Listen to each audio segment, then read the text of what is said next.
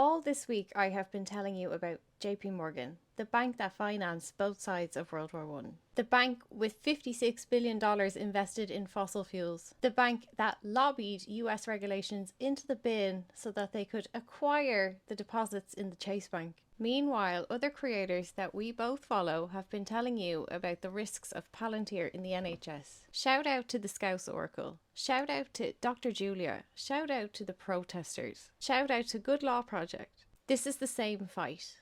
It's JP Morgan who financed Palantir.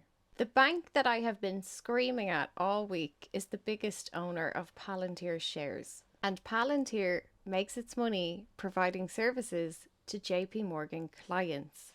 So let me explain to you how this whole machine works and what Palantir technology is already doing. JP Morgan finances the extraction. Palantir is optimizing it. Example, the oil company BP is a JP Morgan client.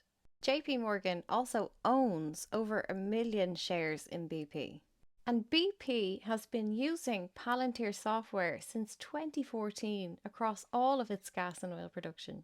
Its North Sea platforms, its Gulf of Mexico rigs, its Kazan gas fields in Oman. Palantir has been building the digital twin of BP's entire extraction infrastructure using data across 2 million sensors. But on the slides they use with investors to tell their story of success, there is a picture. Of course there is. In September 2024, BP signed a new 5-year enterprise agreement with Palantir to layer large language model AIs on top of this architecture, accelerating the operational decision making. This accelerating the operational decision making is passive language. Even when there are no humans left, the AI has been programmed to drill, baby, drill! And it's the same with ExxonMobil, who are using Palantir Foundry for fleet analytics and industrial monitoring. This is a closed loop. JP Morgan lends billions to fossil fuel companies. Those companies use that money to pay Palantir to help them extract more efficiently. When Palantir's revenue grows because of all of these new contracts, JP Morgan, who hold over 1 million shares in Palantir, get richer. JP Morgan is booking fees on all sides of the table here. The money moves in a closed circle. The carbon in the atmosphere doesn't. But here's the shocker, right? JP Morgan was Palantir's first private sector contract. Before that, Palantir had only existed inside the US intelligence community, the CIA, the FBI, the NSA, funded by In-Q-Tel, the CIA's venture capital arm. JP Morgan were their first official client and the proof of concept that this war on terror surveillance architecture could be commercialized. Without JP Morgan, there would be no Palantir. This contract did 3 things for Palantir simultaneously. Firstly, the bank financed and resourced the product development to turn this government spyware into a commercial product. The commercial product was still spyware, but instead of just tracking terrorists, it was starting to move into the civilian architecture. JP Morgan let Palantir have access to all of the bank's transactions. I should say all of the Chase Bank's transactions.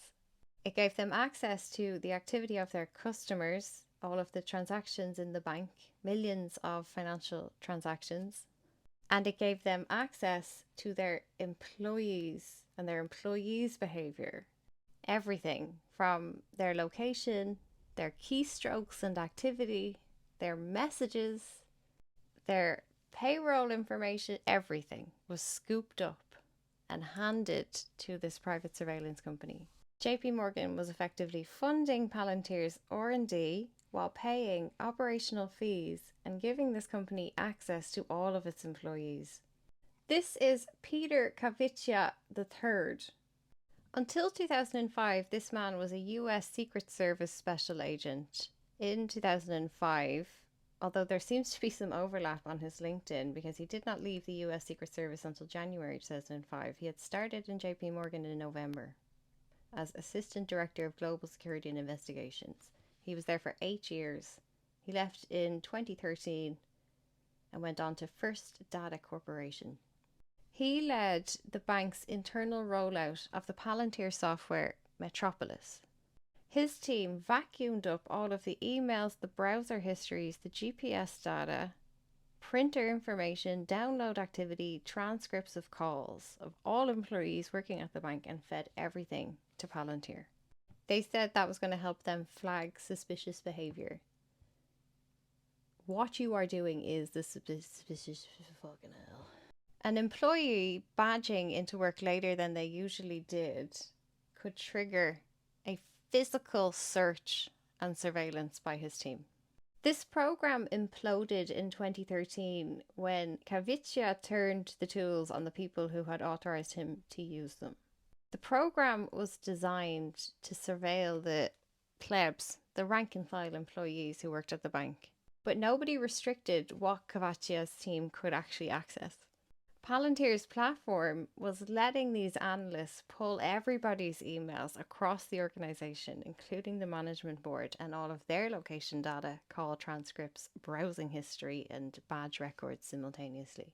The logic should have been obvious. Once you plugged it in, once you opened up that gate, the same techniques that were going to expose juniors for insider trading could also expose senior executives for insider trading. And as soon as he started to run surveillance on the executives themselves, they had him removed. That's only one anecdote about one product line. That was not the end of the working relationship between the bank and Palantir. They kept building the panopticon, they just got rid of the one guy who was applying it equally to everyone. That process still became the template for how Palantir would sell itself to its other corporate clients. Hoovering up and surveilling everything that your employees do in the name of insider threat detection. Now, JP Morgan own 35 million shares in Palantir. That is worth $6.3 billion. But here's the full list of the top owners of Palantir shares. JP Morgan is here. Most of the shares are owned by Vanguard, BlackRock, State Street, and Thiel himself.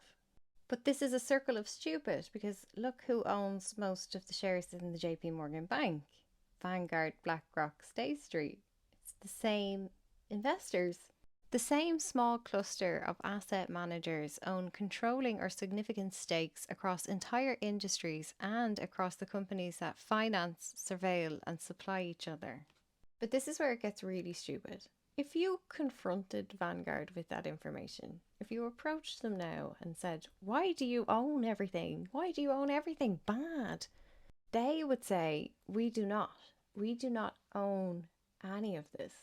We are fund managers. We hold shares in these companies on your behalf. BlackRock, Vanguard, State Street, Fidelity, they all have their own clients. It's not their money that they are buying Palantir and JP Morgan stock with. When you hear that BlackRock and Vanguard manage 30 trillion in assets, those assets are your pension savings. If you have an employer pension plan, you pay into it every month and your employer might match that. You save 100 quid a month for retirement. Your company match that. So that's 200 leaving the payroll system and going to the pension provider. The provider is BlackRock, Vanguard, Fidelity, State Street, whoever. They take your savings and use it immediately to buy shares in companies according to the fund strategy. If you choose a global index fund, or most people are just defaulted into one, every month you are actually sending 200 quid to these corporations like JP Morgan and Palantir. And the richer they get destroying the planet, the more money you're going to have at retirement when you can't use it because the planet is destroyed. Technically, every single individual saver in a pension plan has the right to vote on these strategies. But because most employees don't understand, BlackRock votes on your behalf. On your behalf, but without your informed consent, is hostage language. It is capture described as service.